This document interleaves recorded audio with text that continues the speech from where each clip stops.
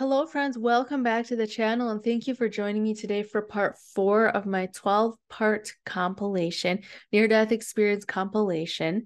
And today is going to be part 2 on the topic of the life review, where we'll be hearing from multiple near-death experiencers about the topic of the life review and what that experience was like for them. If you'd like to connect with any of my guests, I will have their names displayed on the screen as they are speaking, and I will have each of them listed in the description box with their contact links. If you'd like to connect with me, you can also find my links to my social media in the description if you'd like to support this channel.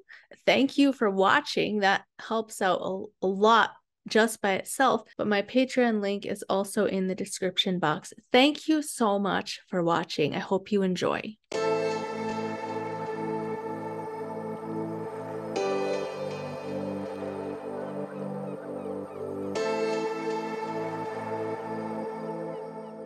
This book started to flick through, and it was like watching a slideshow, you know, a fast moving slideshow. And I saw these beautiful people, and they were loving on this baby, and I watched this baby grow and how beautiful this family was. And I made no connection whatsoever that it was my life that I was watching. Because he was showing me how he sees my mum and dad, how he sees me. And then it came to an instance where there was a beautiful dark-haired girl and this other character who was the center of this story, and they were arguing, and I recognized the situation. I'd said something really offensive to this beautiful girl about her mum, and it was a tit-for-tat kind of exchange, but it deeply, deeply hurt her, and I felt her hurt, and immediately I felt so mortified at myself, so ashamed, you know, and just wanted to escape the truth of it, you know. And I turned around and I said to him, well, it's not fair. That was a tit for tat, you know, suddenly realizing this was my life. This was my life he was showing me. But it's not fair. She hurt me first and I just hurt her back, you know. I don't get it. Like, if I can't defend myself, what's it all about, you know? How can I live in this world if I can't defend myself? You don't know. You don't understand, I said to him. You know, when you think of our foolishness, we don't let go of it very easily. Sort of, here he was showing me that he ruled over the stars and the nebula and creation. You know, that creation was coming out of this nebula, and he ruled over everything. And I'm saying, you don't understand. And he laughed at me. You know, he laughed. He was amused. He didn't correct me or anything like that. He just listened to me and smiled and laughed. And yeah, there's nothing berating or minimizing about his laugh. You don't feel ridiculed. You just feel his joy. You know, I know that his love for me wasn't just because I was a young child, and I know that he didn't judge me when he showed me my life review. He didn't judge me at all. Mm-hmm. He was completely patient, even when I didn't want to go. There was just no kind of judgment from him at all. Complete, honest, unconditional love.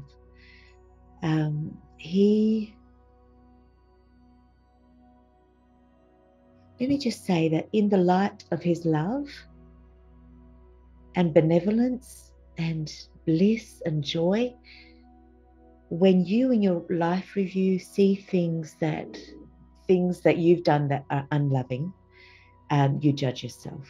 Mm-hmm. You know, you want to be pleasing to him, and you no longer have, once you come in his presence, you no longer have the values that you have here. Mm-hmm. You no longer have the kind of self-protection. You know, you can try it on like I did, like, oh, it wasn't, well, you know, it wasn't fair because she started it, you know, with my life review.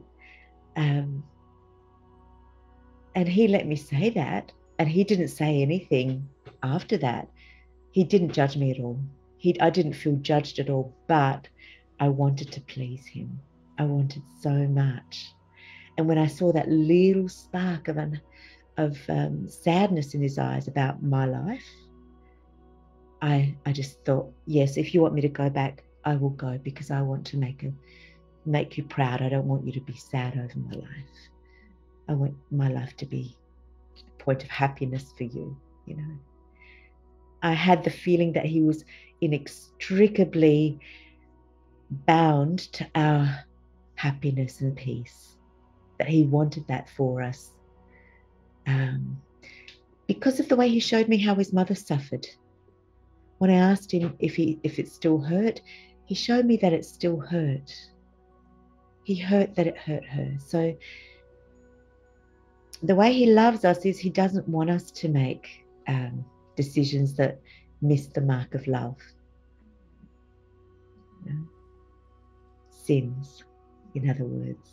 I don't believe in the heaven and hell theory that's gone on for years, you know, where it's like if you know, if you've sinned throughout this life, then you're going downstairs kind of thing. It's, you know, for me, it's I've read, as I say, lots of reviews and reports on other people who've had hellish near-death experiences, and also they've had life reviews. A lot of people, you know, people who really have messed up in their lives and haven't been too good, you know, have been, let's say, bullies at school, or have gone on to unnecessarily kill people, you know, in a war zone, and civilians, and when they hadn't needed to do it, you know, then yeah, they're not just going to, those people have had to face up to what they've done. But it's normally in what's called a life review, and the life review is you literally, those people that say in their accounts that they go through, they face those people that they bullied, they face those people and families that they killed, you know, in Vietnam or whatever it was, you know, and they have to kind of go through the experience that those people feel, that they've made them feel, if you like, you know, they have to go through it, and that's, so it's kind of, it's almost like a life review, but they're not then suddenly said, so that's it, so that means you've got to go to hell. It's almost like it's a moment of redemption for them, you know, and it's a brilliant course of understanding where you went wrong, because you know, just to be able to be put in that other person's body or mind or soul and realize what they were feeling and what you'd inflicted upon them is really, that's the best form of punishment that could be dealt out, I guess, you know, if punishment is the right word. I asked about our sins here on this earth, the things that we have done that were called sins. And they said those were learning experiences. But to finalize that learning experience, they have what was called the life review. So from the time that you're conceived until the moment you return back to the spirit world, to God, you view in just seconds everything that you said, everything that you did, everything that you did that affected and rippled out to someone else. You were the creator of that. And so you experience your creation. And if you've done things that you shouldn't have done, if it's affected someone negatively, you experience that and how they pass it on because they were wounded and hurt. That is not a fun experience. I saw everything that I had done and everyone that I had hurt in just what seemed to be seconds. The good part is that I also saw the good that I had done, the redeeming qualities that I had. I was able to see that as well. And Jesus was there and he said, and I came out, I just remember the feeling I had of horror. Oh my gosh, I didn't realize the people I hurt. And he said, "You're too harsh on yourself." And those words will stick with me for the rest of my life. I was too harsh. He said I was responding from my own hurt. That was my saving grace, I think. I was responded because I too had those ripples in me. We all do. We all do. We can only respond from where our mindset is. I realized that I was presented a way to look inside us, inside of me and my husband at the same time. And it was like I could see inside us with our character, as if I would get an analysis of different aspects of character traits with percentages, and just as if a computer would run down, you know, in front of you, and you would see all those numbers and the different data that it was coming up with. So it was different character traits that I, for instance, like patience, or other character traits like empathy, or the way to accept other people's opinions. Just different character traits were just listed in front of me, and I was still trying to find out what was going on, and switching from my side to my husband's side, and trying to figure out what was going on. And so this was presented to me, and when I had this impression that I understood everything about this portal of life, this door of life, the light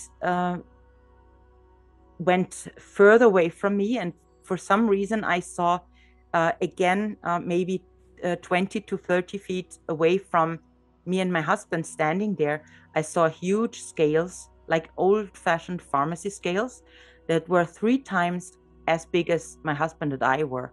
So this was a huge thing. And as soon as it appeared, I was alarmed. It was it had a sense of authority. It has a sense of earnesty and no doubts. So it was like these scales are without any mistake. So whatever they show is the truth, and there's no way to change it, to argue with it, or there's no way that you could interact with the result. That was the feeling that I got. And I was just staring ahead, trying to figure out what I was looking at. And I saw that the scales were in a total balance. And there was some part behind me and a part of the scales behind my husband. And I realized, I was asking myself, what is this that's presented to me on these scales? And I got this answer, that's the bunches of sins. So I was trying to figure out what those bunches were like. And they were very spiky and dark on my side, and they were like a jellyfish on my husband's side. And I realized that it's a calculation or a programming of our whole lifetime up to that moment. And it was in relation to all those character traits that were shown to me before, and taking all of these potentials, or these character trait potentials into account, that was the end result of our lifetime as it was calculated for that time being. And I realized that the whole time that our lives had taken up to then were tested or I analyzed, and it felt like in a comparison, it felt like our lifetime was very, very small parts of earth, or soil, or maybe very, very small parts of rice, for instance. And they had to fit through a kind of grid.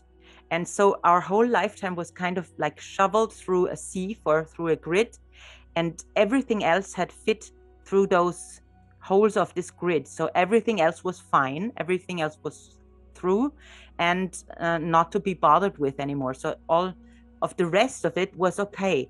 But those were the results that were not able to pass through this grid or through the sieve. So these were the particles that were too big and that we would have still had needed time to work on, so to speak. And I realized when I was looking at my pile that those bunches of sins on my side, they were something about pride and maybe also prejudice in a way, because it was very hurtful to look at them and to know that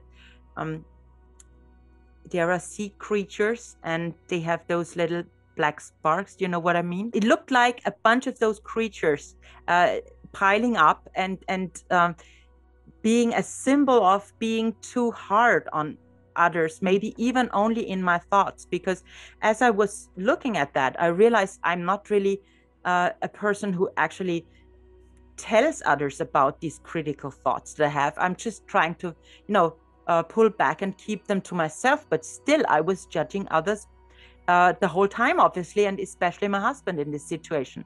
And it felt like all these harsh feelings of anger and also guilt and hatred about my fate, because I felt it was just so unfair that something like that would happen to me. So there were accusations against my husband and against my fate and even against God, to be honest, while I was in this ICU bed. So all of this was piling up, and behind my husband there were jellyfish piling up, and it was like the way that he had some character traits that were a problem, actually, because he had no backing up. There was nothing hard or nothing of a certain form that he showed. And on the contrary, it just showed that he had no actual form. Like these jellyfish, they float through water, and wherever the waves take them, they have to go. Do you know what I mean? It was a realization of the character traits that were his bunches of sins at that point. And the more I understood what was presented to me, the more I understood that I should have shown some understanding for my husband's attitude as well. So the more I was confronted with these insights, the more I felt like I actually need to be forgiven, not only my husband. So I was confronted with all the things that I had done wrong, or that were on my side as well, some kinds of sins or mistakes that I had made. And the words, the bunches of sins, I didn't really mind at that time. I remember that I had this attitude that it was a little bit too religious for me to accept it very nicely in this situation. It just felt a little bit strange to get this analyzation that these were bunches of sins. But I said to myself in this situation, oh, it's just a bunch of mistakes that we have made, or everything that was not okay in the past and in the present situation up to that point. And it was just a summary of it. It's just the truth in a way. That's what it felt to me. He really put me at ease, and we were just having this wonderful conversation. And he said that he had some friends he wanted me to meet. And he called out, and they came, and they were other, not as bright as he, not as luminous or radiant as he was, but they came and they stood in a half circle around us. And he's holding me, I'm holding on to him. And he said that they had recorded my life, they'd been with me all my life, and they wanted to show me my life. And I thought, oh, that'll be fun. I can be the center of attention here. We're having this big, party here, and I'm the featured guest. Great. So we started off, and my childhood was pretty fun. And then as we went into teenage years, things were not so good anymore. And they were also sharing with me the feelings and the consequences of interactions that I had with people. And I mean, I could see how much I hurt my mom. I could see how, because of my father's inability to interact in appropriate ways with a young man, his son, I came to hate him and be unresponsive to his attempts to be a good father. You know, I mean, because there were times when he would, you know, really try hard to be a nice guy and a fun guy. And I was like, I wasn't buying it anymore. You know, he hurt me and my sisters and my mother way too much. I mean, he was not just verbally abusive, he was also physically abusive regularly to all of us. And I saw myself become completely self-absorbed, and it was a defense mechanism. I didn't want to be hurt, Right. so I built a wall around myself, a wall of not caring about anybody else.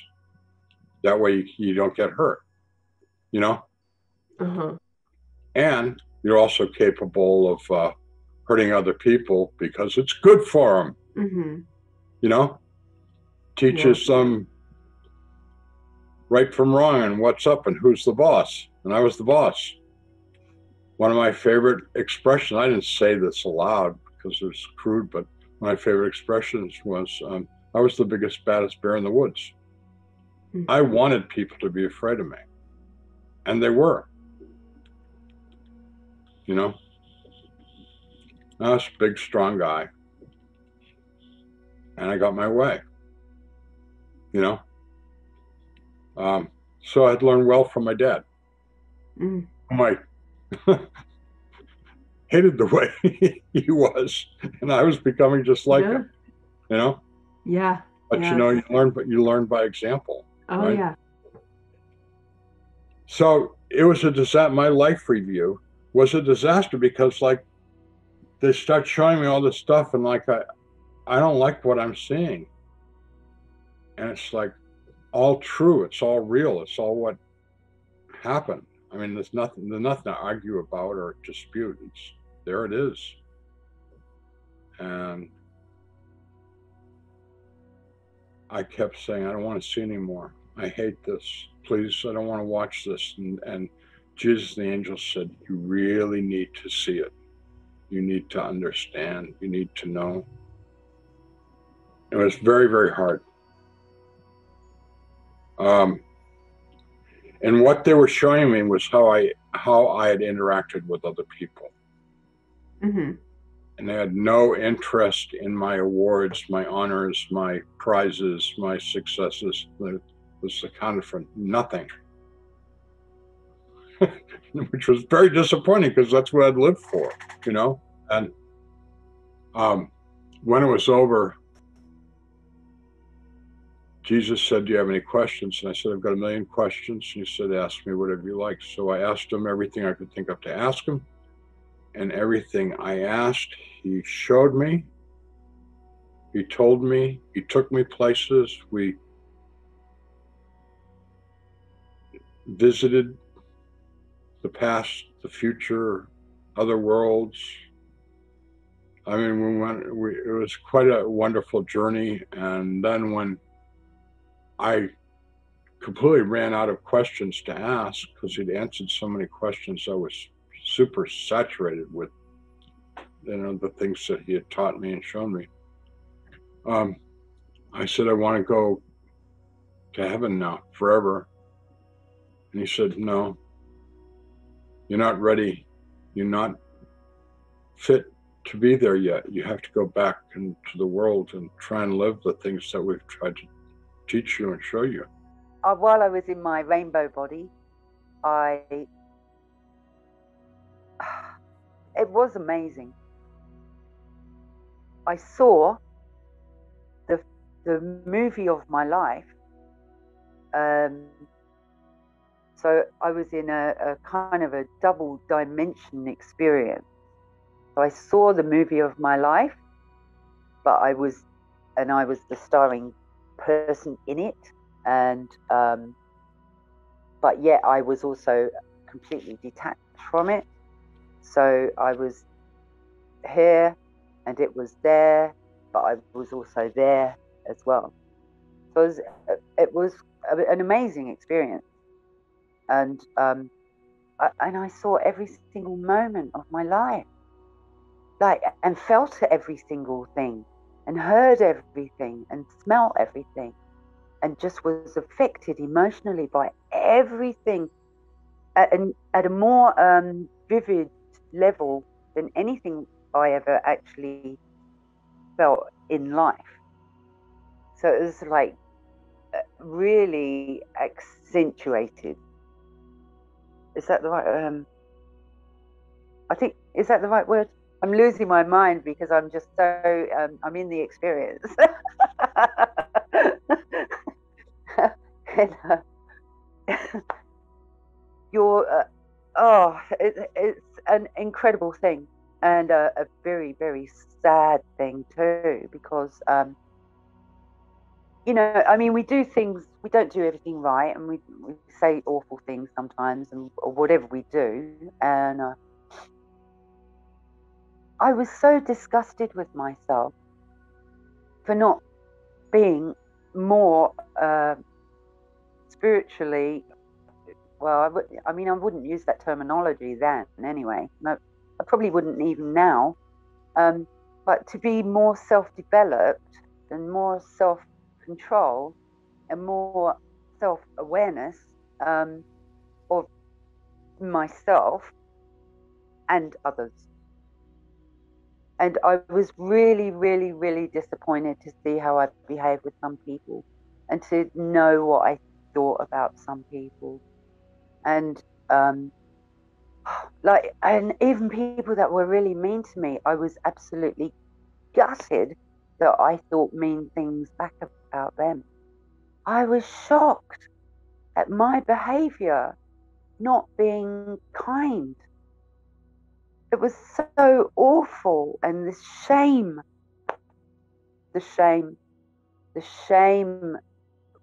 overtook me. I mean, I wasn't, you know, like a really bad person or anything. I was actually quite a good kind of person, but oh, wow, tell you what, if you do something really bad, it's going to be even worse. You're going to feel terrible, more awful than me. I felt absolutely dreadful about my behavior, and I mean, I felt dreadful that I thought that I used to say that I really hated my stepfather because he used to hit me really hard, like punching and stuff, and I was really disgusted with myself. In fact, I shouldn't have even really said that about him. But the thing is, it's a good example, that sort of thing, and of how you just think, oh, I hate these people, I've got to get away from them, blah, blah, blah. I was disgusted that I wasn't just being loving and kind towards him, even though he was being such a meanie, you know. And so